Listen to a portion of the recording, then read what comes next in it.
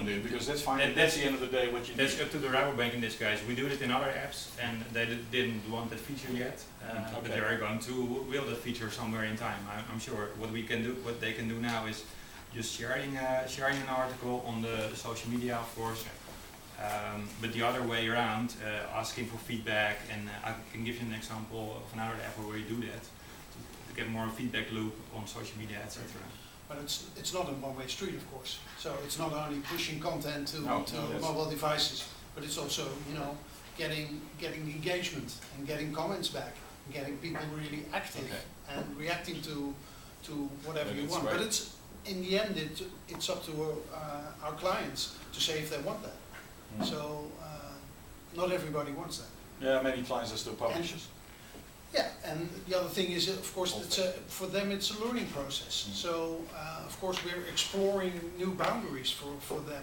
For companies like the Rabobank, well, the Rabobank actually is not such a good example, because the Rabobank is really a publisher nowadays. It's not a bank, it's a publisher. But many other companies, you know, they're not used to dealing with this new technology. In terms of, I heard templates, so when the content comes in, does it automatically format based on the templates and the style? Yeah. And how does the content come in, through like RSS feeds? No, it doesn't have to be. It can be connection directly from your content management system. We can scrape the content of your site. We can do through an API. There's many ways to pull in the content. Including RSS feeds? Yeah, including RSS feeds. So if you actually had, what if you had multiple sites? Would you be able to integrate like two or three or some Wilbert number? is going to show you an app that pulls in 5,000 RSS feeds. So Perfect. you can have 100,000 if you want to. Sure, thank you. Yeah. I will show that now then. That's good. This is an app aimed at medical specialists.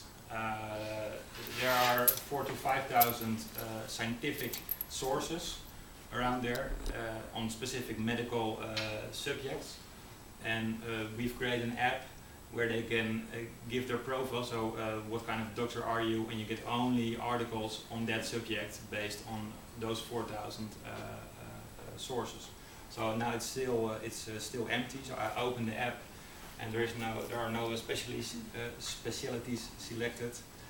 I said, okay, I'm a doctor on cardiology, for example. Wow, this is great. I choose a few subjects there, and now it's generating my own personal magazine based on those subjects, and I can read articles on those subjects, and it's all curated content. So we show what's in the RSS feed. Sometimes it's lots of content, sometimes it's a very long title.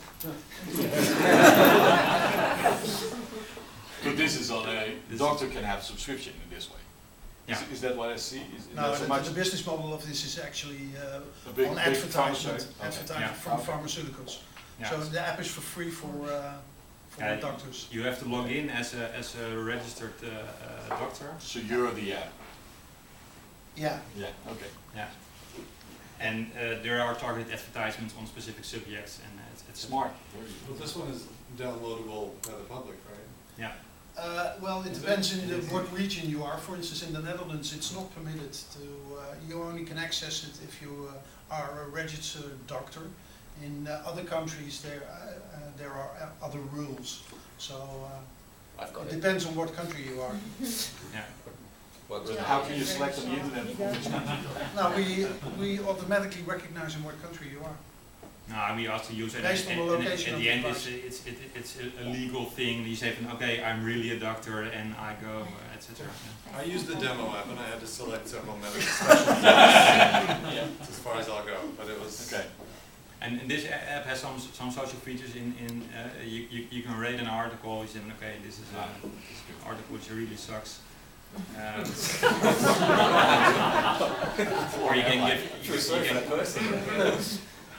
Or you can give comments about it and see how others comment on that. And of course, now it stays in the app, the comments, but you can, for example, you can transfer it back to Facebook or whatever, or the website or whatever. Well done.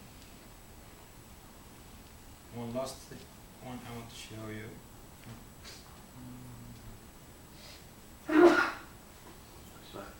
This app we've made for the External Affairs Department of the Netherlands. Economic. Oh, great. This is a specific app for a really small target audience. There is an economic mission to there are lots of economic missions, and we've created an app for the economic mission to Canada with in mind to create more for the next and the next and the next and the next. So to create one generic app for multiple missions like that, a really small target audience for people who are going to visit the mission, and people who are in this case in Canada who are receiving those people and the companies around them. Talk about the number of people actually on the mission here. I think 40, 50 or something. Less than 100. Yeah, less than 100. An app built for less than 100 people, for target audience. yeah. Yeah, and not for $30,000 in this case. Right? No. Now, for them it's interesting when you have one generic structure, and we create the mission to Belgium and the mission to Brazil and on the same structure. So that's Right. and then it's not 30,000. So you buy a platform. Yeah. So, and this is the first one to see how it works. And, but this is what we've done, and so it's primarily used before the trip, all kinds of information about, I think it's in this one, what's the weather in Canada, or all kinds of information they needed for the trip. But as well, of course, some tulips and what's in the Netherlands. No windmills. No windmill this year.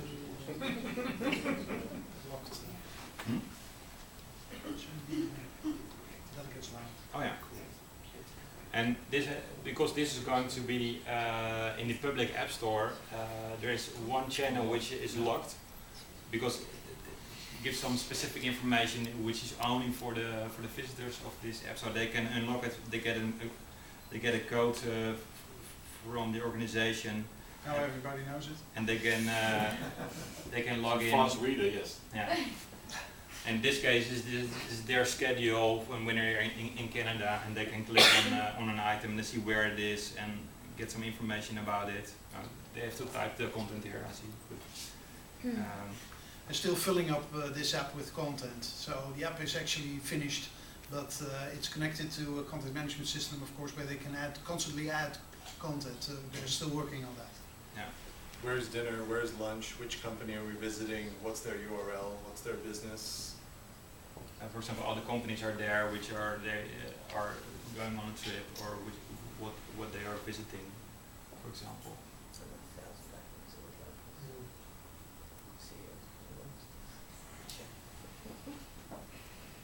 Does it keep track of you to make sure you follow that schedule? Sorry?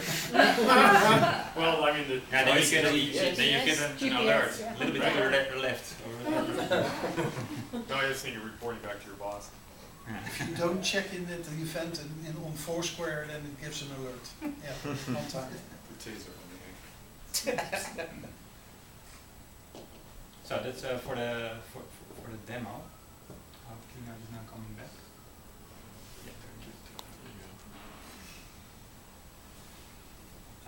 And then I want to share some insights about the Dutch IRS app. We did a survey within the app, so people got an alert in the app after they have used it a few times, and yeah, the results were interesting, I would say. For example, we asked them, because the only thing we did is transform the internet content into a magazine-style app, and we asked them, how do you use it in relation with the internet now? And 92% says I use the app more than the internet, and it was only after a month. The usage per week is most people multiple times per week, multiple times per day. 100% gives it a 4 or a 5 about the professional look. And the interesting part is what we see in our statistics, that the normal pattern of an iPad app is that when you see the usage over the day, the peak of the usage is always after dinner. People are sitting on the couch with their iPad and the television is on and just using a tablet.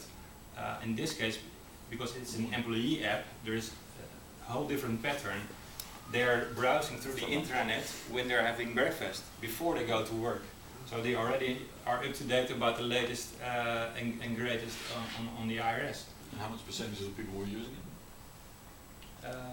I don't have that by heart. We did. It was high use because it's only 100% end of March. Yeah. And the same for the Rabobank app. It's an external app. You see here different pattern. The peak is here on the couch after dinner, and yeah, they rated professional look great, ease of use great. 95% says I would recommend this to another to others. So that's yeah, there are great results. A little bit an insight of what you get in the analytics part.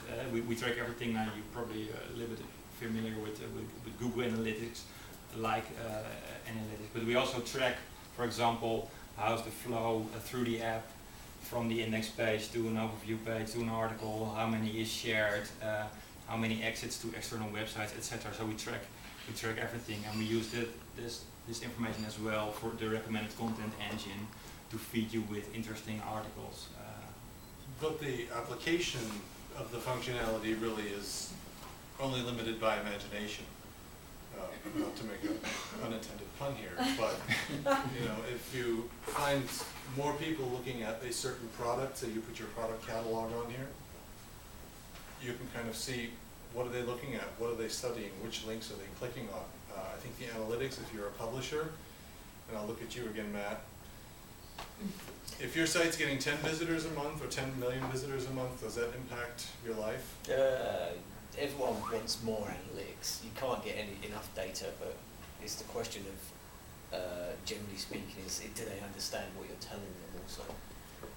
Yeah. But certainly a chart that shows lots of traffic yes. is good. Lots of traffic, drill downs, who's doing what, why, what, where. I mean, for a publisher, it's gold because you can actually follow your content trends.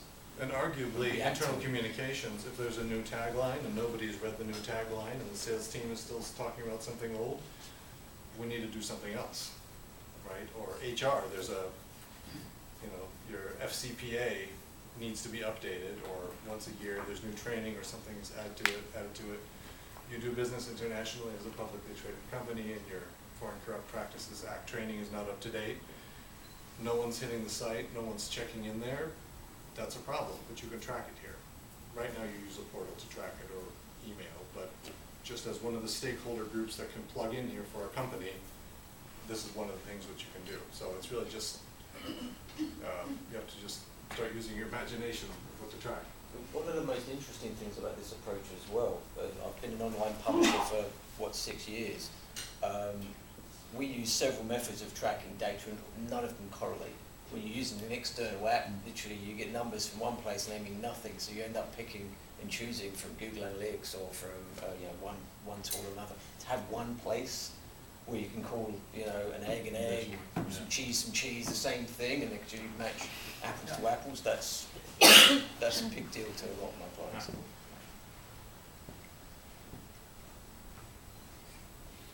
All right, well, I think we've covered it, and Wilbert, your great demos. And we didn't have the curse of the live demo, which is normally standard, where something breaks significantly, which is very strange. I can raise some. Okay, afterwards for questions.